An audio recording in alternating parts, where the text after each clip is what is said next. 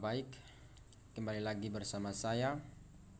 Pada kesempatan kali ini saya akan mereview buku ketiga Perubahan Sosial.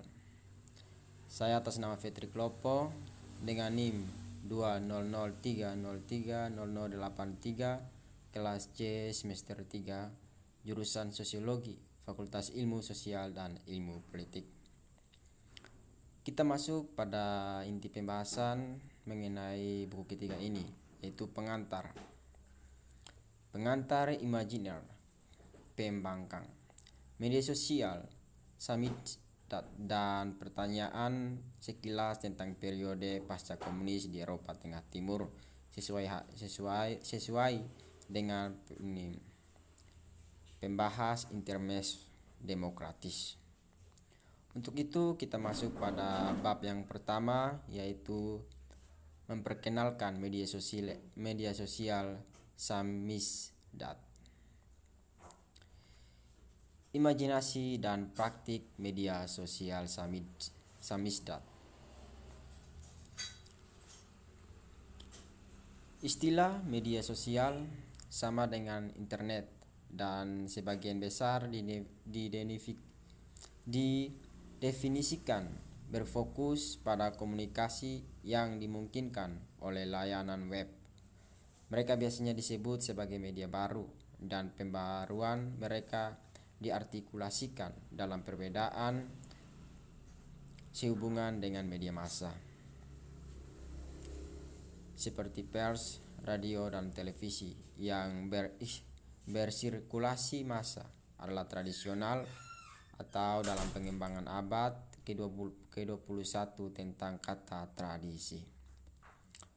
Dalam pengertian bahwa sejauh ingatan budaya atau pendek, kita dapat mengingat model dominan dari sirkulasi massa berita, budaya, dan gagasan terdiri dari pola siaran satu arah yang terpusat, mengandalkan infrastruktur teknologi skala industri yang mahal, yang kepemilikannya diperpusat di beberapa tangan karena biayanya yang tinggi, dan pada profesionalisasi pengumpulan berita, pengeditan, dan konten, serta produksi.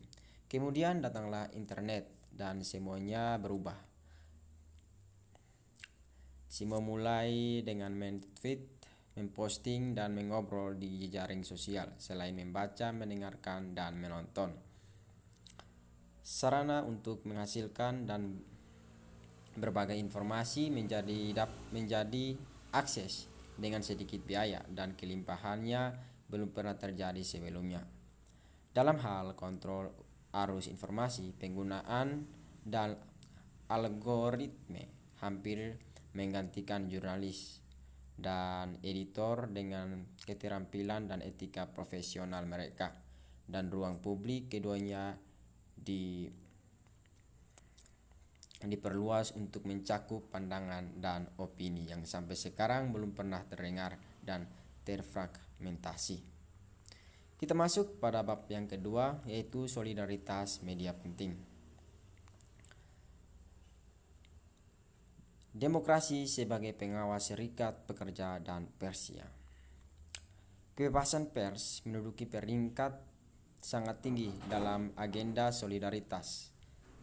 Datang tepat setelah hak untuk membentuk serikat pekerja independen dan hak untuk mogok yang ketiga dari 21 tuntutan awal Komite Pemogokan Antar Pabrik. Hal ini berbunyi demikian untuk mematuhi kebebasan berbicara, pers, dan publikasi yang dijamin oleh Konstitusi Republik Rakyat Polandia, dan dengan demikian tidak menganiaya penerbit independen dan memungkinkan akses ke media massa untuk perwakilan dari semua agama.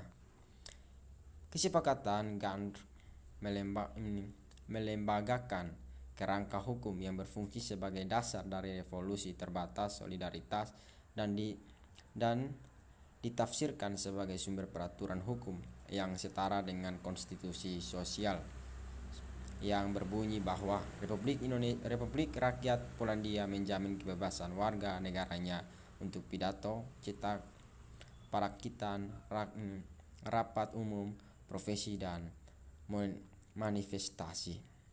Dan bahwa untuk mewujudkan kebebasan mencetak rumah, stok, kertas, kantor-kantor pabrik, publik, sarana komunikasi, radio, dan sarana material lain yang diperlukan disediakan untuk melayani pekerja keras dan orang dan organisasi tertentu. Kita masuk pada bab yang ketiga, yaitu masyarakat bawah tanah. Media sosial pembangkang selama dan setelah darurat militer. Pada tanggal 13 Desember 1981, era baru dimulai. Jenderal Wojciech Jaruzelski memberlakukan darurat militer. Solidaritas dihancurkan oleh